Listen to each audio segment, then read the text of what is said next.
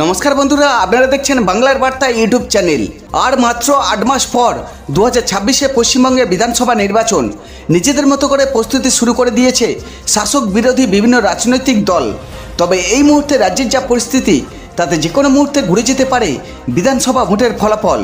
26-এর বিধানসভা নির্বাচনে শাসক দলের বিরুদ্ধে একাধিক দুর্নীতি নিয়ে প্রচার শুরু করে দিয়েছে বিরোধী দলনেতা শুভেন্দু অধিকারী। তো বন্ধুরা, 2011, 16 ও 21-এর বিধানসভা নির্বাচনে কোন দল কত ভোট পেয়েছিল এবং 26-এর বিধানসভা নির্বাচনে এই মধ্যমগ্রাম বিধানসভা থেকে তৃণমূল, বিজেপি না বাম কংগ্রেস কে সম্ভাব্য জয়ী হতে পারে, চলুন দেখে নেওয়া যাক।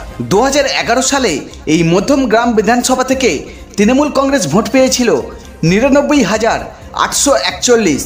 All India forward block vote পেয়েছিল 65,173। বিজেপি ভোট পেয়েছিল 5,350। 2016 সালে মধ্যমগ্রাম বিধানসভা থেকে তৃণমূল কংগ্রেস ভোট পেয়েছিল 1,10,271।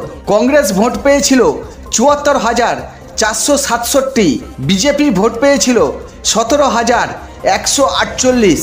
2021 সালে এই মধ্যমগ্রাম বিধানসভা থেকে তৃণমূল কংগ্রেস ভোট পেয়েছিল 1,12,741। বিজেপি ভোট পেয়েছিল 64,615। আরএসএমপি ভোট পেয়েছিল 46,748। তো বন্ধুরা, পূর্বের ফলাফল অনুযায়ী 2011, 16 ও 21-এর বিধানসভা নির্বাচনে এই মধ্যমগ্রাম বিধানসভা থেকে তিনবারই তৃণমূল কংগ্রেস জয়লাভ করেছে।